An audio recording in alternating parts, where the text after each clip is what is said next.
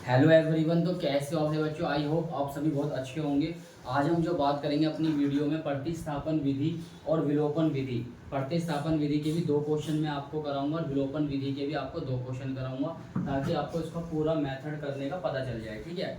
और एक और बात है, अलग अलग स्टेट में अलग अलग स्टेट जो होती हैं, उत्तर प्रदेश हो गई, बिहार हो गई, पंजाब हो गई, सभी जगह हम क्या देखते हैं, किसी के बच्चों 9th क्लास में प्रतिस्थापन विधि आती है तो किसी के 10th क्लास में प्रतिस्थापन विधि आती है।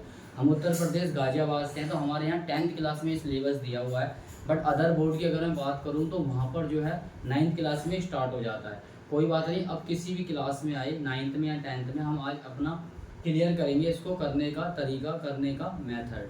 तो आइए स्टार्ट करते हैं प्रतिस्थापन विधि। प्रतिस्थापन विधि की बात करते हैं। इसमें हमें 2 समीकरण बच्चों दी होती है, 2 समीकरण दी होती है। हम इसमें क्या करते हैं, x और y का मान हमको पता करना होता है। 2 समीकरण हमको दिए तो दोनों को हम नाम देंगे। समीकरण ये क्या है, 1, और ये क्या है बच्चों, समीकरण 2। अब देखेंगे ध्यान से, समीकरण 1 या समीकरण 2 में से किसी भी एक समीकरण का यूज़ करेंगे, उपयोग करेंगे, समीकरण हम 3 बना देंगे। तो ध्यान से देखो, अगर बच्चों में समीकरण 1 का यूज़ करता हूँ तो मुझे यहाँ पे ज़्यादा मेहनत करनी पड़ेगी। y यहाँ प्लस का, उस साइड जाएगा तो माइनस का, फिर ये 2 डिवाइड में आएगा, तो काफ़ी थोड़ा ज़्यादा मेहनत करनी पड़ेगी, लंबा भी हो जाएगा। लेकिन मैं यहाँ पे ना समीकरण 2 का यूज़ करता हूँ, इसमें मुझे ज़्यादा मेहनत नहीं करनी एक अदर समीकरण बनाने के लिए। ध्यान से देखो, समीकरण 2 से, यानी कहने का मतलब है समीकरण 2 का मैं बच्चों यहाँ पे यूज़ कर रहा हूँ। तो भी समीकरण 2 मैंने यहाँ लिख दिया। अब देखो, ये माइनस का y है बच्चों, उस साइड गया तो बच्चों किसका हो गया, प्लस का। तो इजीली क्या, समीकरण 3 बन गई। तो मैंने आपको बताया था समीकरण 1 या 2 दोनों में से किसी एक समीकरण का उपयोग करते हैं, यूज़ करते हैं। तो मैंने क्या देखा कि समीकरण 1 तो मेरी थोड़ी बड़ी इक्वेशन है, समीकरण 2 क्या है, वो मेरी थोड़ी छोटी समीकरण है। उसको मैंने क्या किया, इसका यूज़ किया समीकरण 2 का, और क्या बना दी, 3 बना दी। हिंदी में आज हम चैप्टर पढ़ रहे हैं तो पूरा हिंदी में एक्सप्लेन करेंगे। समीकरण को इंग्लिश में इक्वेशन बोलते हैं। बीच में इक्वेशन में अगर मुंह से निकल जाता है तो आप समीकरण ही समझना उसको। अब देखो यहाँ पे x equal to 3 plus y, समीकरण क्या बन गई, 3। अब समीकरण 3 से बच्चों x का मान समीकरण 1 में रखेंगे अब। ठीक है, समीकरण 2 का तो हमने यूज़ कर लिया, उपयोग कर लिया, और समीकरण 3 हमने बना दी। अब समीकरण 3 से x का मान समीकरण 1 में रखूंगा। देखना, तो यहाँ पे लाइन लिखनी होती है इस तरीके से कि यह मान समीकरण 1 में रखने पर, तो बच्चों रख दो समीकरण 1। देखना ध्यान से, क्या है, 2x है तो 2 एज इट इज लिखा हुआ, ये देखो x है, x की वैल्यू क्या है, 3 प्लस वाई, यहाँ पुट करेंगे 3 प्लस वाई। फिर से आगे क्या है, y, और इजिकल टू में क्या है, 6। अब देखेंगे ध्यान से, 2 की इंटू 3 में करेंगे, 2 3 जा 6, 2 की इंटू वाई में करेंगे तो क्या हो जाएगा, 2y हो जाएगा, प्लस का y ऐसी का ऐसी रहेगा, इक्वल 6 भी ऐसी का ऐसी। 2y और y कितने हो गए प्यारे बच्चों, 3y, इक्वल में क्या है, 6। अब ध्यान से देखना, ये वाला 6 किसका है, प्लस का, उस साइड जाएगा तो बच्चों किसका हो जाएगा, माइनस का। तो 3y एज इट इज, मतलब ऐसी का ऐसी, 6 में 6 लिया, 0 बचा। अब ये वाला हम यहाँ पे देखेंगे, ऊपर कराता हूँ। देखो, जब भी कोई नंबर मल्टीप्लाई में होता है x या y के साथ, तो वो उस साइड जाएगा बच्चों, डिवाइड में जाता है। तो 3y इक्वल में क्या है बच्चों, 0। 3y इक्वल में क्या है, 0। तो 3 कहाँ पे जाएगा, डिवाइड, यहाँ ना 3 मल्टीप्लाई में, उस साइड जाएगा तो बच्चों डिवाइड में जाएगा। तो ये हो गया 0/3। तो y इजिकल टू, आपको पता होगा किसी भी नंबर से अगर हम 0 को डिवाइड करते हैं तो फिक्स है बच्चों, आंसर आपका क्या आएगा, 0 ही आएगा। ये बन गई, ये आ गई y का, ये आ गया y का मान। अब यह मान किसी भी समीकरण में रख दो, आपका x का मान आ जाएगा। तो ध्यान से देखेंगे, यह मान समीकरण, मैंने कहा किसी भी समीकरण में रख दो, तो हम उस समीकरण में रखेंगे जहाँ पे हमें ज़्यादा मेहनत ना करनी पड़े। ध्यान से देखना, अगर आप y का मान 0 यहाँ पे रखते हो तो लंबी कैलकुलेशन करनी पड़ेगी, यहाँ पे थोड़ी कम करनी पड़ेगी। लेकिन जैसे ही आप y का मान 0 यहाँ पे रखते हो समीकरण 3 में, तो कुछ कैलकुलेशन करनी ही नहीं पड़ेगी। 3 में 0 प्लस करूँगा, 3 आ जाएगा फटाफट x का मान। तो देखो, यह मान समीकरण 3 में रखने पर, तो जैसा मैं आपको बता रहा हूँ बच्चों, ऐसा ही उसको आप फॉलो करना। जब भी आप अदर क्वेश्चन करोगे तो आपको बहुत बेनिफिट होगा। आप देखो ध्यान से, समीकरण 3 में रख रहा हूँ y का मान, तो देखो x equal to 3 plus y का मान क्या है, 0। तो वही ये लो, मैंने y का मान 0 रख दिया।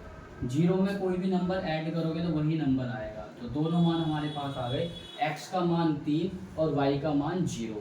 प्रतिस्थापन विधि में 2 आपको समीकरण दी होती हैं, x और y का मान हमें पता करना होता है। कैसे पता करते हैं पूरा कंसेप्ट मैंने आपको क्लियर करा दिया है, दोनों मान आपके आ चुके हैं। अभी एक क्वेश्चन और कराऊंगा, उससे और क्लियर हो जाएगा। तो मिलते हैं नेक्स्ट क्वेश्चन में। क्वेश्चन नंबर 2 हमारे सामने। क्वेश्चन नंबर 2 में भी दो समीकरण दिए हैं हमको, आइए देखते हैं। 5x minus 3y 9, 2x minus y equal to 4। ठीक है, इनको न्यूमिंग करेंगे बच्चों फटाफट। समीकरण क्या हो गई, ये 1 और ये क्या हो गई समीकरण 2। अब ध्यान से देखो, मैंने आपको बताया था ऐसी समीकरण का यूज़ करूंगा जहाँ पे ज़्यादा मेहनत ना करनी पड़े। अगर हम इसका यूज़ करते हैं तो ये 3y वहाँ जाएगा, फिर 5 डिवाइड में आएगा। फटाफट हम समीकरण 2 का यूज़ करेंगे। ठीक है, तो यहाँ पे लिखेंगे समीकरण 2 से। बच्चों देखो वीडियो ना काफ़ी लंबी बनती है, क्योंकि अगर हम पूरा एक्सप्लेन करते हैं अच्छे से एक्सप्लेन करते हैं तो वीडियो लंबी जाती है, डिटेलें बतानी पड़ती हैं चीज़ें। समीकरण 2 से तो ध्यान से देखना, ये माइनस का वाई है, उस साइड गया तो बच्चों किसका हो गया प्लस का। अब ये 2 मल्टीप्लाई में उस साइड जाएगा तो बच्चों डिवाइड में। ये आ गई है एक्स की वैल्यू, ये एक्स की वैल्यू, ये एक्स का मान कौन सा आता है, समीकरण 3 बनाने के लिए आता है ये। तो ये क्या बन गई समीकरण 3। समीकरण 2 का हमने उपयोग किया, यूज किया, समीकरण 3 बना दी। अब समीकरण 3 से मैं x का मान कहाँ रखूंगा, समीकरण 1 में रखूंगा। तो यहाँ पे लिख के दिखा देता हूँ, यह मान समीकरण 1 में रखने पर। तो बच्चों ध्यान से देखेंगे, x का मान क्या है 4 + y/2। इसको मैं कहाँ पर रख रहा हूँ, इसको मैं यहाँ रख रहा हूँ x के प्लेस पे। तो 5 लिखो ऐसी का ऐसी। x का मान क्या है 4 + y/2। तो बच्चों 4 + y/2। आई होप आपको इतना समझ में आ गया होगा, कमेंट करके जरूर बताना। माइनस का 3y ऐसा ही रहेगा और इक्वल में ये क्या हो गया 9। अब देखो 5 के अंदर इंटू कर रहा हूँ, 5 के इंटू 4 में करूँगा 5 × 4 = 20, 5 के इंटू y में करूँगा तो कितना आ जाएगा बच्चों 5y। अपॉन में क्या है 2 और माइनस का क्या है 3y इजिकल टू में क्या है 9। अब थोड़ा इस वाले एरिया में देखेंगे, ध्यान से देखना। ये 2 बच्चों यहाँ पे बेसिक कैलकुलेशन आती है, तो फिर इसके नीचे 1 मान के आप एलसीएम लो।